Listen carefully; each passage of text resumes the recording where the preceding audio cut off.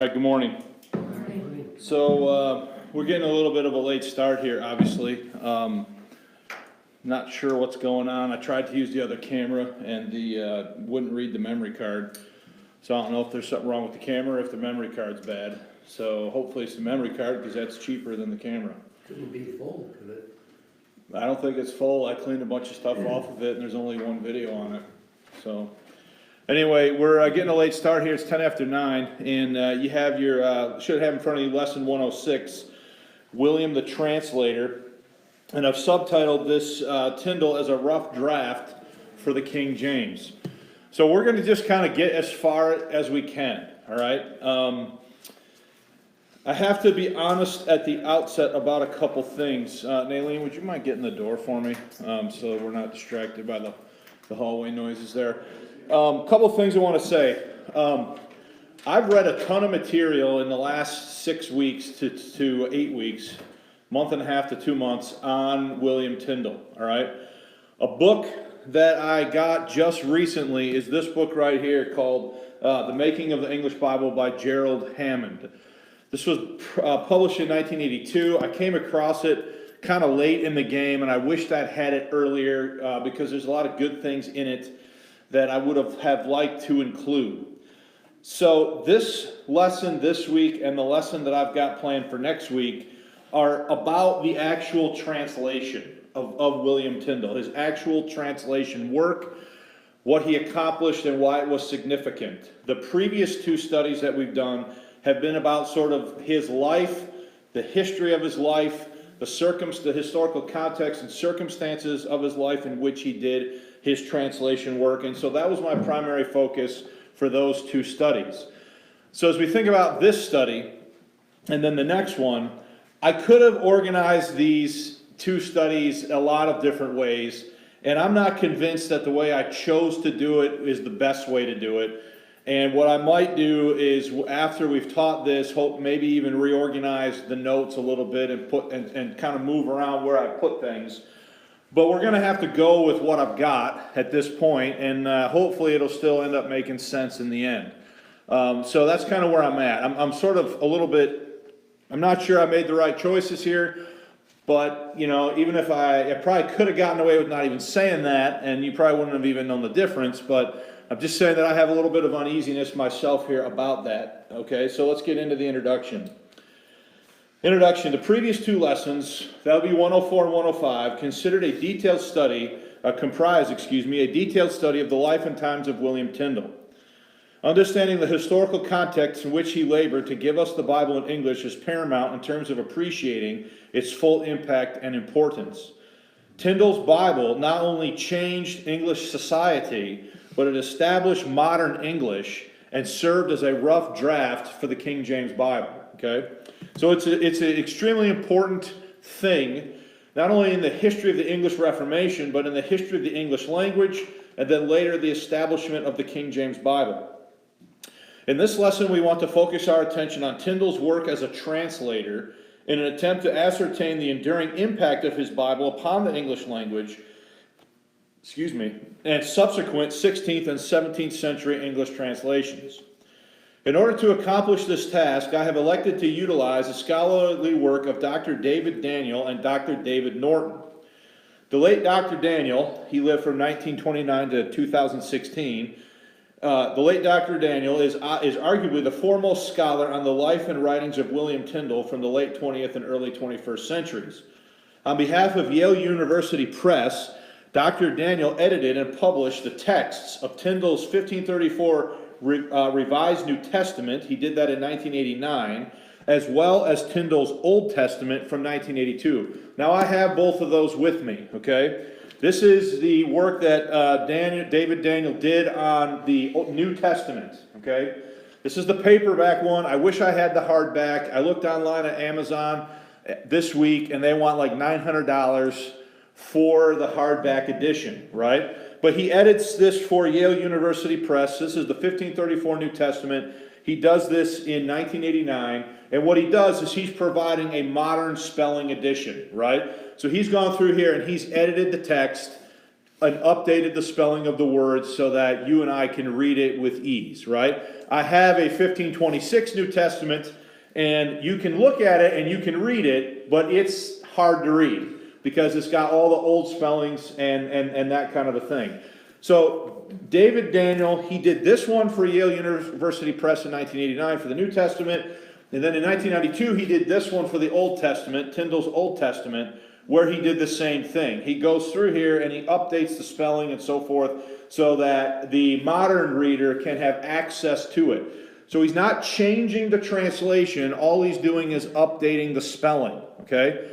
Now I should go back to this one just for a minute. You can get the paperback of this one, the New Testament, the same one I have here in paperback, for something like 35 or 40 bucks if you were interested in doing it. It's still fairly reasonable. The hardback one like this one is the one I want, but that one's like 900 bucks. So if any of you ever come across the New Testament in hardback at a garage sale or a secondhand shop or something like that, let me know, and I would definitely like to have it if we can find it, okay? But anyway, back to my notes here. So he does both of those. Moreover, Daniel wrote the introduction to Hendrickson's facsimile reprint of the 1526 New Testament. So that's this one that I've been showing you for the last two lessons. Daniel wrote the preface or the introduction to this. He edited and did this one, and he also did the Old Testament, right? So there's no one in the last 75 years who knows more, in my opinion, about the work and translations of William Tyndale than the Yale University professor David Daniel, because of his extensive work here, not only for Yale University Press, but for Hendrickson, who put out the facsimile edition. And so the introduction to this is also written by David Daniel, okay?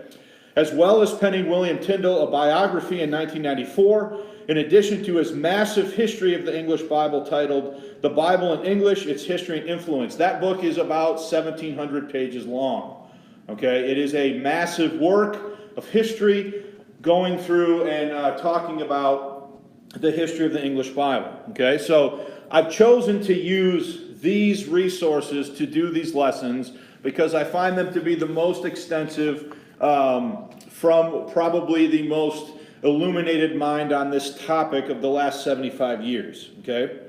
Meanwhile, next point, Dr. David Norton is one of the foremost scholars in terms of the history of the King James text. His contribution, A Textual History of the King James Bible from 2005, so that's this book right here, A Textual History of the King James Bible from 2005. Again, if you want to buy this, this is out of print, and this is over $100 on Amazon right now. If you want to buy this, which I'm sure most of you are just waiting to go buy after church, okay? But that one, as well as his 2011 book, The King James Bible, A Short History from Tyndale to Today, this collection of books, in my mind, is some of the most up-to-date information on the topics that we're talking about last 2 weeks and then heading into this study, okay? So let me finish that point. Meanwhile, Dr. David Norton is one of the foremost scholars in terms of the history of the King James text. His contribution in A Textual History of the King James Bible from 2005 and the King James Bible, A Short History from Tyndale to Today from 2011 are essential in terms of ascertaining an accurate understanding of this subject matter. Let me also add, I have corresponded with Dr. Norton. I have emails, email exchange with Dr. Norton on various aspects of the history of the text. He's a professor at a university in New Zealand, and he and I have talked off and on over the years about different things and different points that he raises in his book. And he has been extremely gracious with me in sharing further information with me, digital copies of further information that is merely mentioned in the book. And I've gotten access to quite a bit of things through my correspondence with him. So that's been a real positive thing, okay? So I say all that because I want you to get an understanding of where I'm getting the information from. I'm getting the information from what I perceive to be two leading authorities on this topic of the last 75 years, all right? Any questions about the introduction? Okay, William the Translator is the first point. David Daniel does an excellent job in terms of setting the stage for understanding the enduring impact of the King James Bible. the enduring impact of Tyndale's Bible, okay? This is what he says, quote, "The Bible translations of William Tyndale in the 1520s and 1530s are the reason why reading the English New Testament, and thus in English-speaking churches, we do not say at Matthew 6:11 the following: we should be obliged for your attention in providing our nutritional needs and for so organizing distribution that our daily intake of cereal filler be not in short supply." So why don't we go look at that? Go in your Bible quick to Matthew 6. Now, how many of you even know what verse he's referencing here? Yeah, okay. So look with me at Matthew 6, verse 11.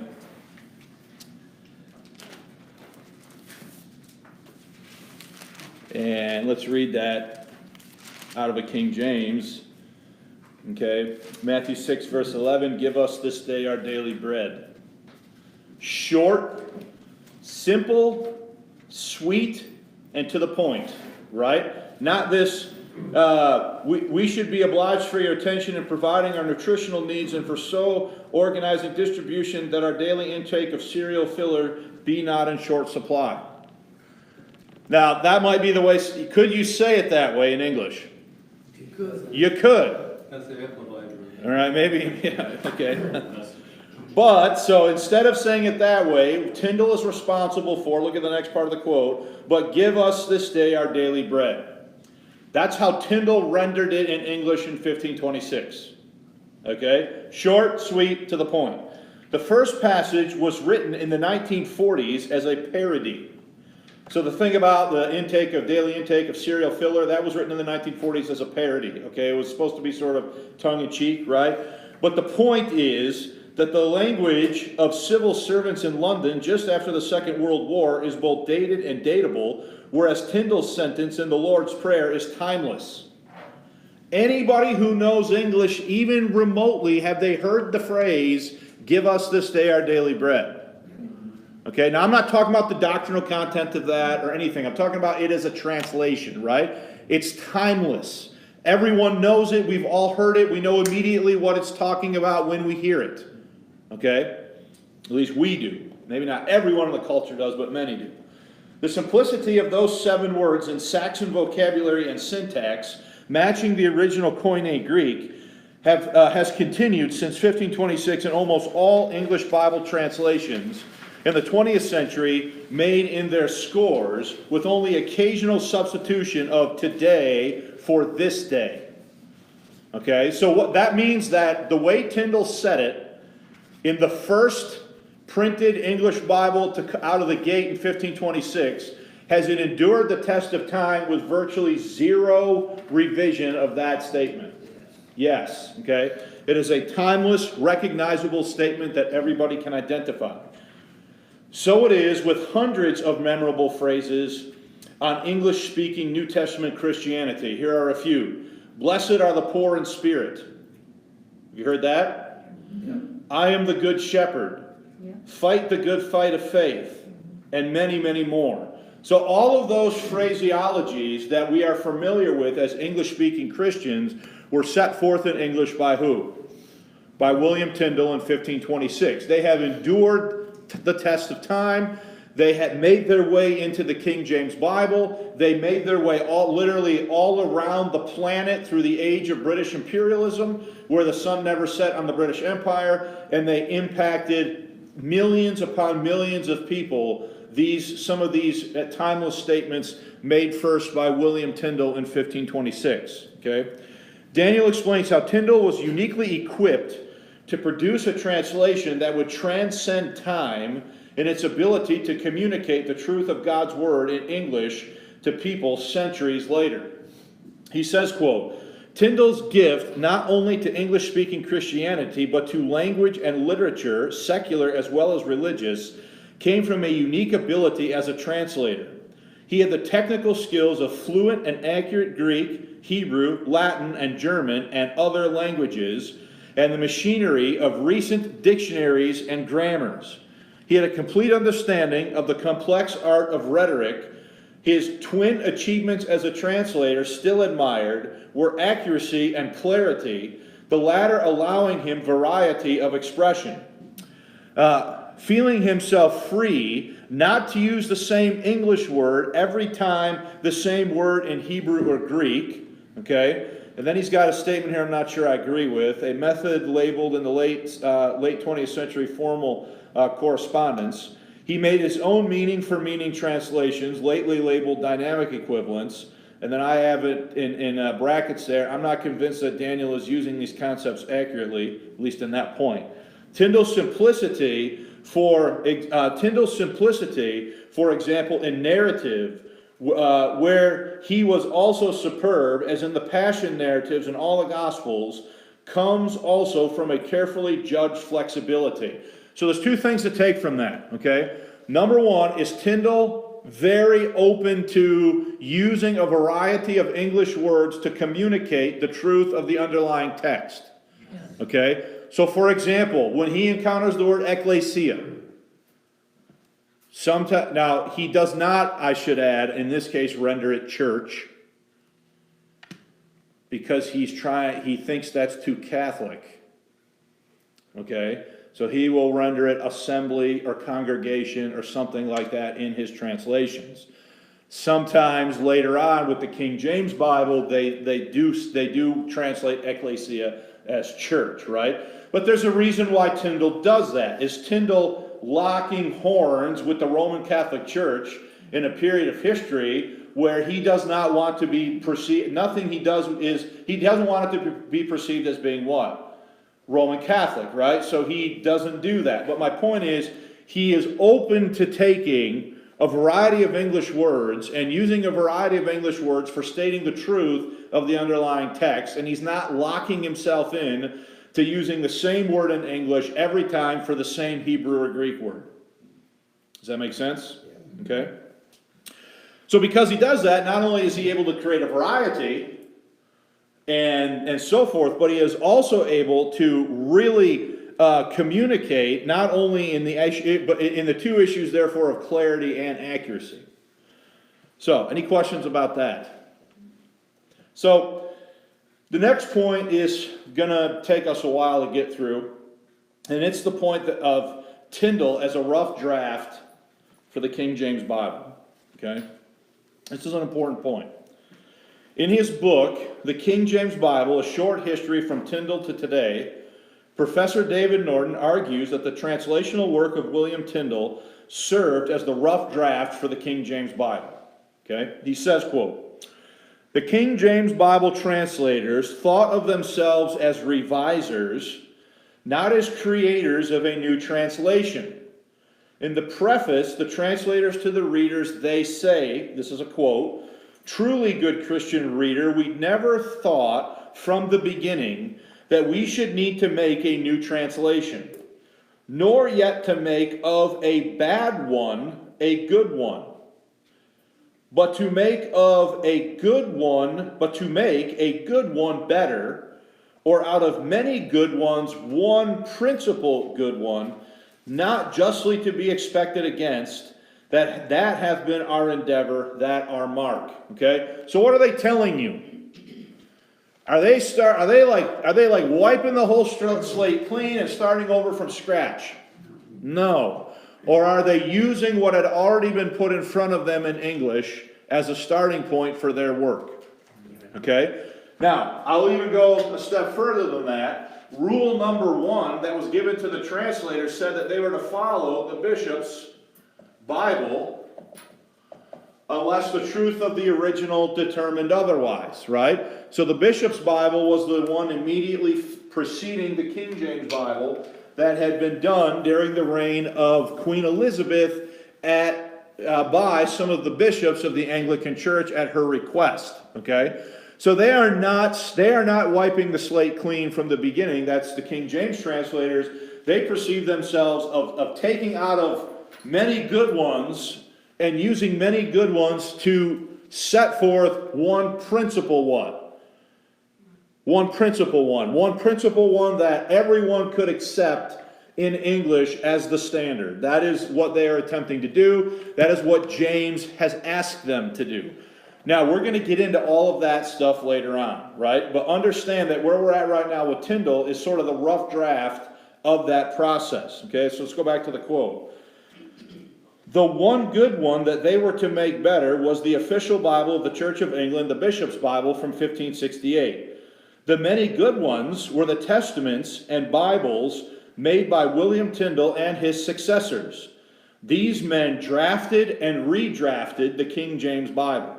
Okay? So, William Tyndale, 1526, this edition right here, he sets it forth in a rough draft. Okay? He himself, in 1534, is he going to make certain revisions on what he originally said? How he originally stated it? I don't have it with me, but we could put another one here for 1535 where he made some further adjustments. Then from there, are other translators going to make further refinements to Tyndale's rough draft? Is everybody following what I'm saying? Okay, any questions about that before we move on? Okay. While he does not call Tyndale a rough draft of the King James Bible, Dr. Daniel presents the following statistical information that supports Dr. Norton's thesis.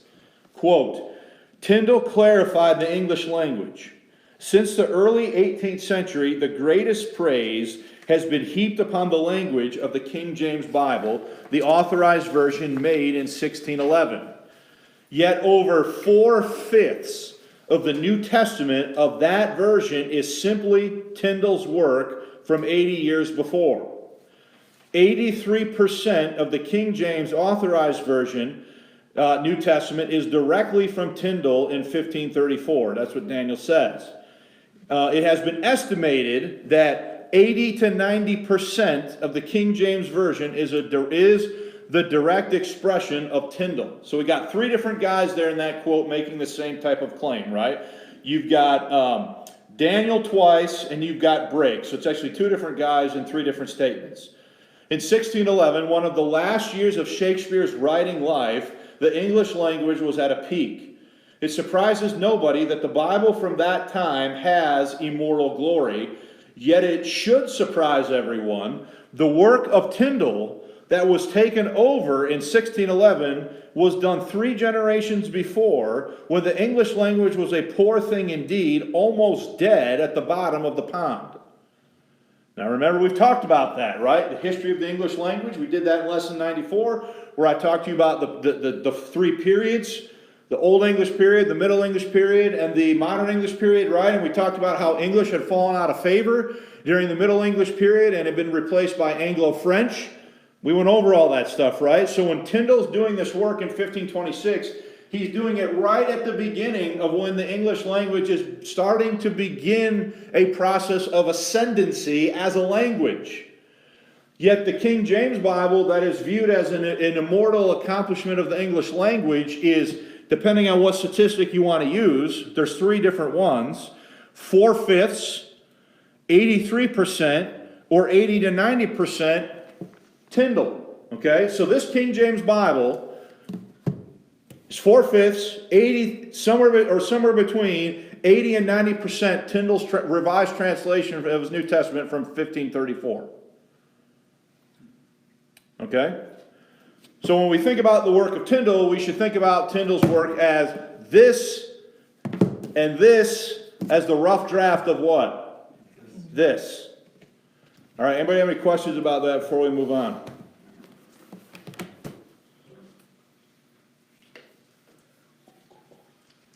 Was there something significant that was lacking in his work or that needed to be changed, obviously, if 80 to 90% was where they fell on that? That's a good question. I would say this, I would kind of view it this way. It's not so much an issue in my mind after really extensively reading this stuff and spending a lot of time reading Tyndale's translations by reading these books here. To me, it's not really so much of an issue of Tyndale said things wrong. It's really more of an issue of the English language in a time period of improvement. Okay? So I think it's more an issue, not so much that the King James is correcting principal errors that Tyndale made, it's more a advancement in the language itself that happens in that roughly about 80 or 90 year time period. Does that make sense? Yeah. So I mean, there are some things in Tyndale that, are, for everything good that he did, there are still some things that are a little bit awkward to read them the way that he said them, for all the, high praise that we're heaping upon him here, and rightfully so. There are still some things that he said in ways that, maybe are definitely improved upon by the way they're stated in the King James. But I think it's more of an issue of the language itself being refined and its usage being refined than it is necessarily that Tyndale said it wrong in his translations. Does that make sense? Yeah. Anybody got a question about that?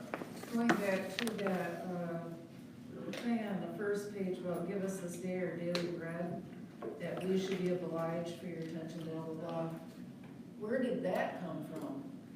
That we should be obliged for your attention? That's from a parody taken, it says read right underneath that. This passage, so the one right above it, the one you just referred to, this passage was written in the 1940s as a parody, as the way somebody would say it in the language of the early 20th century.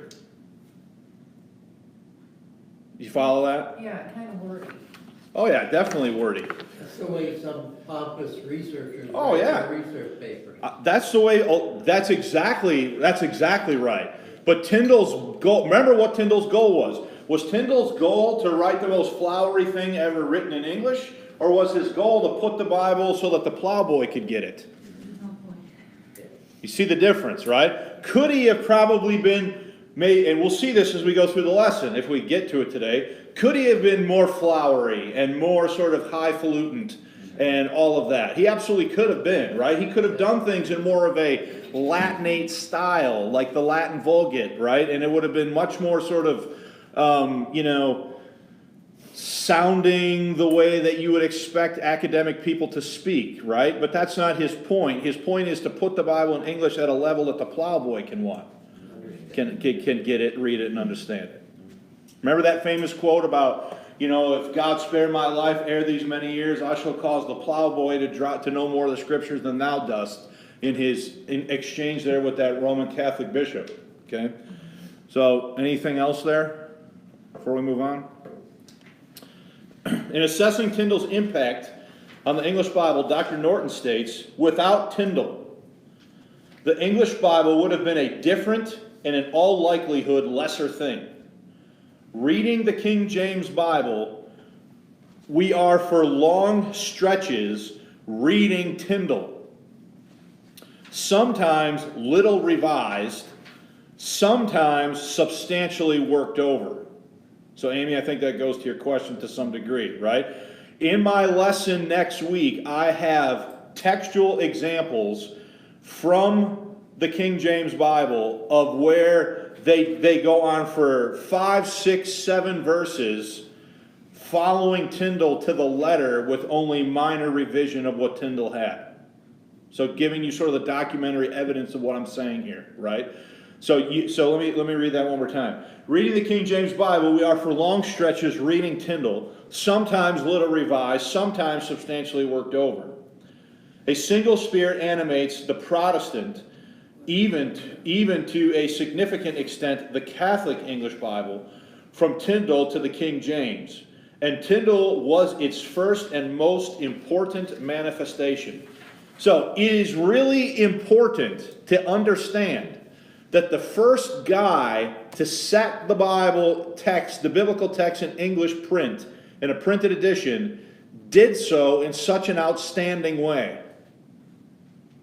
Okay? He's doing it in a way that is, for the standard of his time, it is absolutely astounding that he was able to say it and accomplish it the way he was at the time in which he was doing it, given a few factors. Number one, the state of the English language itself, and number two, the early stage. It is still very early. No one had ever, before Tyndale, taken anything in Hebrew and translated it into English. So he is pioneering that aspect of it as well when he does his work on the Old Testament. All right? In terms of his translation work in English, Tyndale truly was a pioneer. While manuscripts of Wycliffe's Lollard Bible were still extant, that means available, they were still extant, meaning they were around, they were still extant and available for Tyndale to use, Dr. Norton presents the following reasons for why imitating Wycliffe was out of step with Tyndale's goals. Quote, I had no man to counterfeit. This is Tyndale. Now when he says counterfeit, he means imitate. Okay? I had no man to counterfeit or imitate, neither was helped with English of any that had interpreted the same thing in the scriptures before time. He was indeed a pioneer, yet as this recognizes there had been other translations of the Bible or parts of it into English. Most notable among these was the Wycliffe or Lollard Bible, which appears in two versions from 1382 and 1388. This pre-Reformation manuscript Bible, that means handwritten, right? Manuscript Bible, was translated from the Vulgate. First, with such literalness that it is like a crib for the Latin. Now, crib, when you see that, that is an English, that is a British word. That means copy. The word crib there is a British word that means, we don't use that word really in America, right? Or we use it, we're talking about what you put a baby in. Maybe you've heard, that's still a British, I think, type of usage, right? But if you're going to crib someone's notes or whatever, like Sylvia says, what you're going to do is you're going to what? You're going to copy them, right? So his point here, Norton's point here, is that the Wycliffe Bible was basically a crib of the Latin Vulgate, meaning it's just basically copied word for word out of Latin into what? English. Into Middle English, okay? Then revised towards slightly more idiomatic English. What that means is, so there's one Wycliffe version in 1382, and then it's revised in 1388 to make it a little bit more palatable. Now we've already discussed that issue as well in an earlier lesson, okay? Tyndale may have been familiar with this, but the Latin source, the very dated English, and the excessive literalness would have made it a model to avoid. So here's what didn't happen. Tyndale didn't sit down with like manuscripts of Wycliffe here and just copy what Wycliffe said. That didn't happen. That's not what he did. Okay, he did not just copy the work of Wycliffe. He is going to go about doing this by himself from the original languages. Moreover, with the possible exception of Luther, Tyndale did not have very many non-English models to follow when conducting the work of translating. Therefore, Tyndale was very reliant upon original language texts. Tyndale's last surviving letter, written from prison while awaiting martyrdom, asks for, quote, the Hebrew Bible, Hebrew grammar, and Hebrew dictionary that I may pass the time in this study. So what does he want to do? He knows he's going to die. How does he want to spend his time? Studying the Hebrew Old Testament, okay? Regarding this request, Dr. Norton writes, quote, we should not take this as suggesting that he continued his translation in prison. He would have needed much more than that, paper not least. But it does show what he considered basic for this study: text, grammar, and dictionary. So if he's going to translate the Old Testament out of Hebrew, he's got to have at least three things, right? Number one, he's got to have the Hebrew text. Number two, he's going to have a Hebrew grammar that helps him understand the grammar of the Hebrew. And number three, he's going to probably need to have a Hebrew what? Dictionary that tells him what the words mean in Hebrew, so that he can adequately take them and put them into what? English. Okay? Tyndale's 1534 revision of his New Testament bears similar witness to Tyndale's reliance upon the Greek. The title itself reads, diligently corrected and compared with the Greek. Moreover, his preface, WT to the reader, states the following. This is a quote now. He says, I have looked over it again, now at the last, with all diligence, and compared it unto the Greek, and have weeded out of it many faults, which lack of help at the beginning, and oversight did so therein.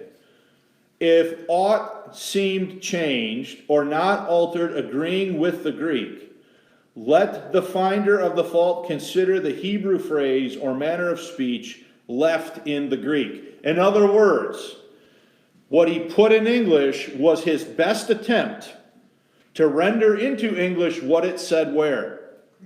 In the Greek. And if there seemed to be an awkwardness there, it was a place, he's claiming, where the New Testament Greek was following the structure of the Old Testament what? Hebrew. Okay? Let me show you that.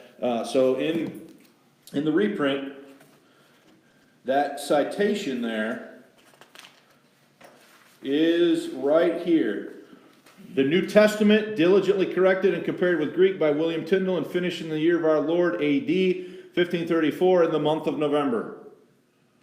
And then that portion, the other quote is from this preface to the reader right here, WT to the reader. Okay? Any questions about that?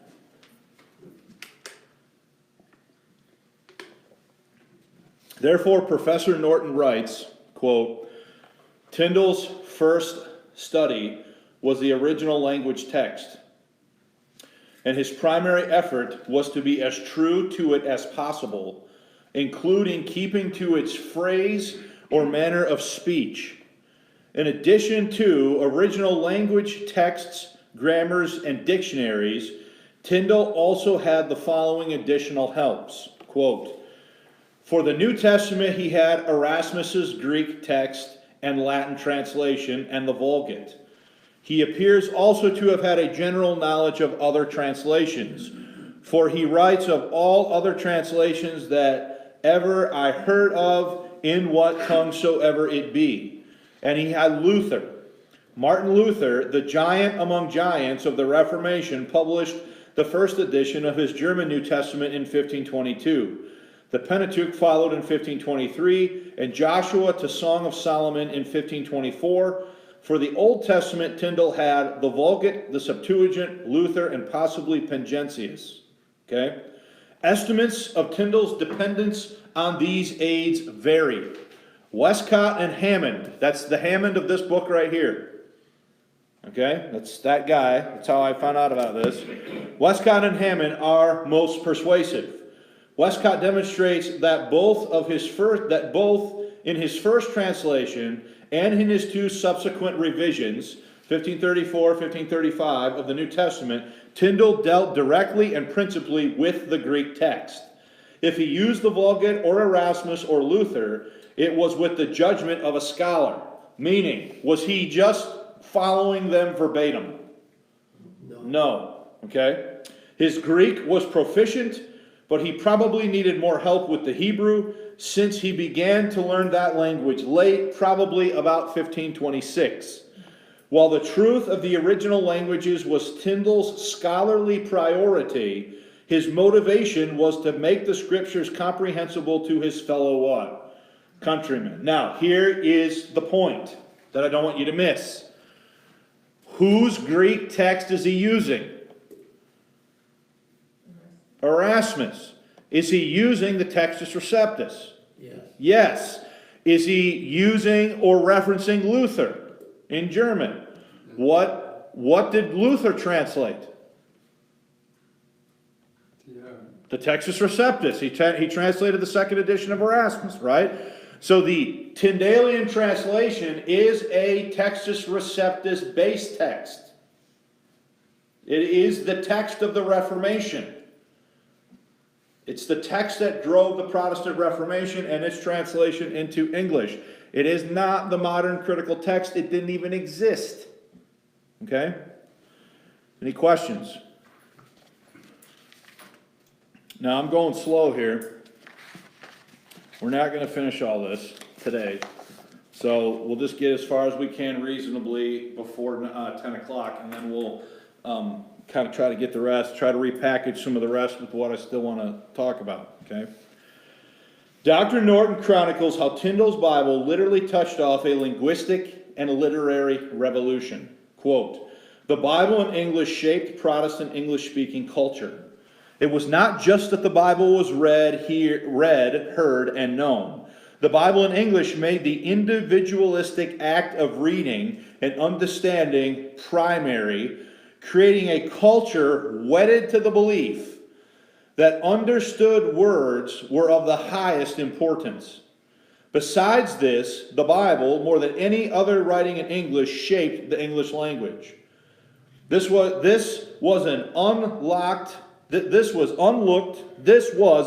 for consequence of Tyndale's work, for he never set out to create a linguistic or literary revolution. Yet this he made as the kind of English he should use." Did I mess that up? Yet this, and so he's referring to a literary revolution. Yet this he made as to the kind of English he should have an effect on every speaker and writer of English. Thomas More, his arch antagonist, mockingly suggested that all England must now go to school with Tyndale to learn English. Understand that he's saying that mockingly, but is that true? Yes. It's absolutely true. His point was the difficulty of Tyndale's language. That we now find it remarkably straightforward and even powerful is precisely because all England went to school with Tyndale and learned English from him and his successors, most notably from the principal form his work took, the King James Bible. So, what literally shaped the English language? The Bible in English, most notably and most principally early on, who? Tyndale. So when they're talking there about the whole country going to school with Tyndale to learn English, Thomas More does not mean, he hates even saying that, but he can't get around the fact that once this is in English, how are people learning English? By reading their Bible. Okay? Any questions about that?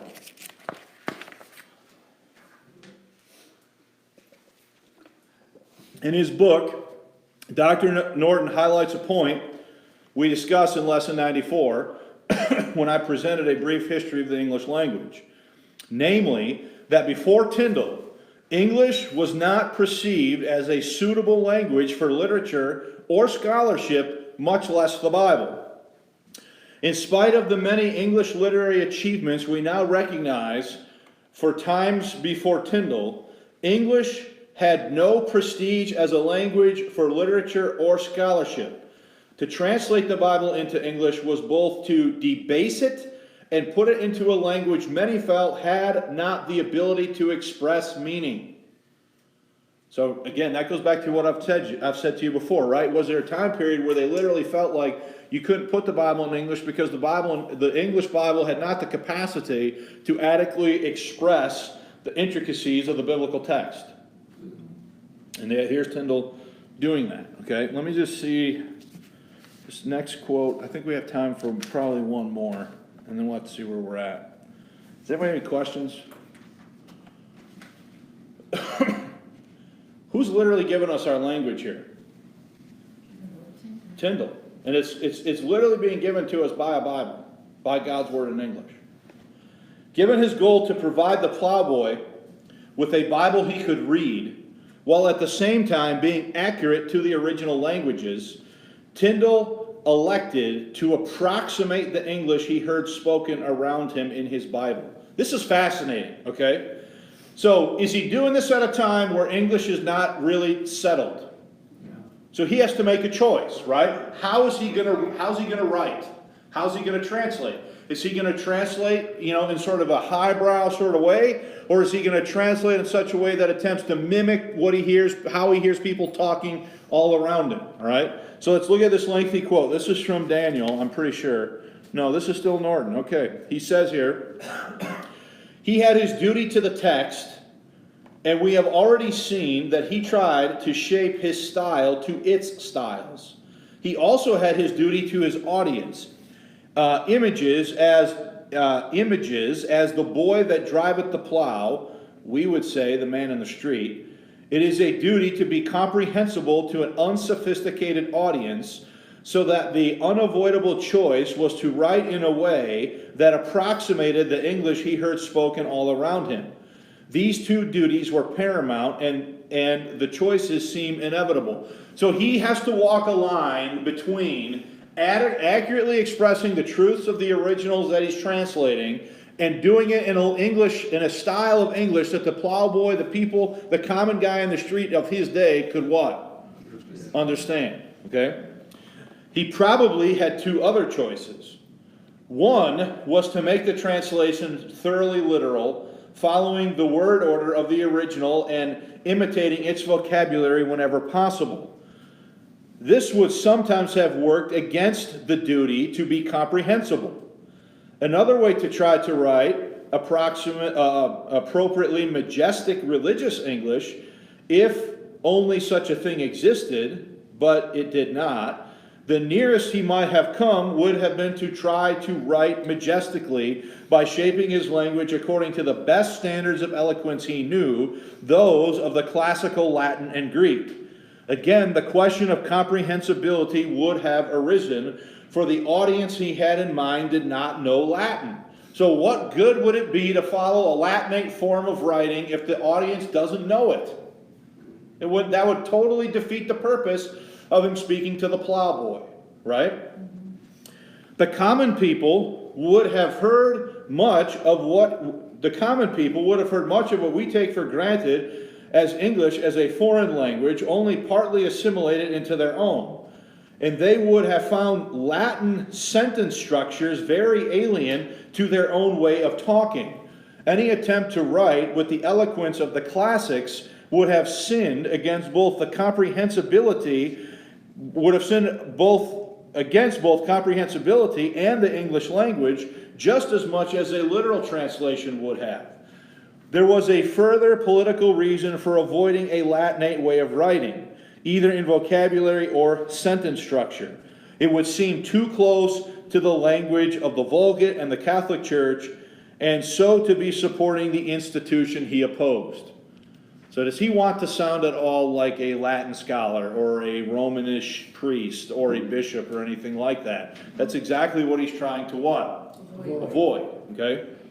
Tyndale's choice was to attempt a balance between ordinary English and the ways of writing he found in the original languages. Fortunately, as he observed, the Hebrew, and to some extent the Greek way of writing, especially in its simple sentence structures and its vocabulary, tied to the very world, fitted well. I think we need to check that. I think that should say tied to the very word, fitted well with English. Tyndale stated the following in his Obedience of a Christian Man. St. Jerome also translated the Bible into his mother tongue. Why may not we also? They will say it cannot be translated into our tongue. It is so rude. Now, that's important. What's Tyndale telling you? Is Tyndale fully aware that what he's doing is going to be criticized by people for putting God's word into a rude tongue? Yep. He was fully aware of the times and the historical context in which he is doing the translation. But look at his response to this objection. He says at the end of page 5, it is not so rude as they are false liars. For the Greek tongue agreeth more with the English than with the Latin. And the properties of the Hebrew tongue agreeth 1,000 times more with the English than with the Latin. The manner of speaking is both one, so that in 1,000 places thou needest not but to translate it into English word for word.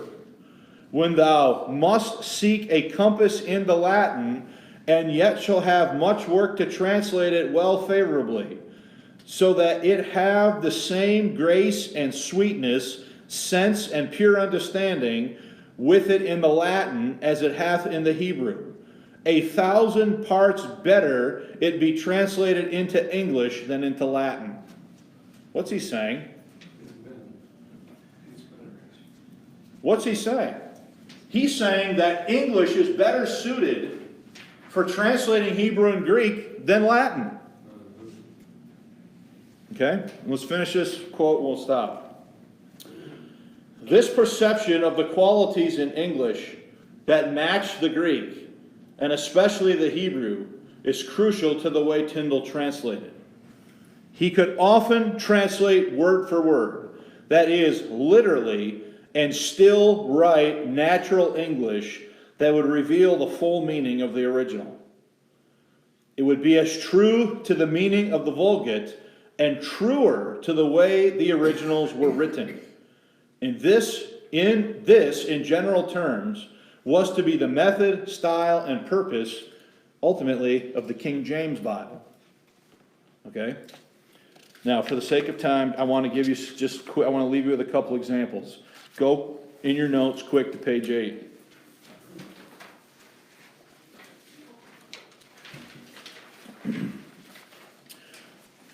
About halfway down page 8, there's a list of single words and idioms that we have in English because of Tyndale. So I just want to read that point, okay? Employing this translational strategy, so some of what we just went over, begat the following idioms and single word wonders into the English lexicon. Fight the good fight. My brother's keeper. The apple of his eye. The spirit is willing, but the flesh is weak. Sign of the times. In the cool of the day. Ye of little faith. A law unto themselves. Peacemaker. Long-suffering, and then these individual words. Passover. Jehovah. Scapegoat, atonement, landlady, seashore, fisherman, stumbling block, taskmaster, two-edged, viper, zealous, and beautiful. Those are all terms that Tyndale is either going to coin or phrases that he puts into English because of his translational philosophy of trying to follow the original as close as he can and render it in an English that the common plowboy can what? Understand. And those statements there are just a few amongst others that are still enduring emblems of the translational work of Tyndale even into the 21st century. So, we're leaving off on page 6. I'm probably going to look at what I have to finish here, look at what I want to do. I'm probably going to make some recalibrations to some notes and send a fresh set of notes for the next lesson. So if you want to read the rest of this, that's fine. I'm not sure how I'm going to sort of position things moving forward, but it'll certainly be worth your time, and it is stuff that we will cover in some fashion. Okay? Any questions? Apologize for getting started late, and I need to figure out what's going on here with some of our technology. So, if there are no questions, I appreciate your attention. I hope you're finding this interesting. To me, this stuff is absolutely fascinating about where our English Bible came from and how we ended up with what we have. So, all right. See you next week.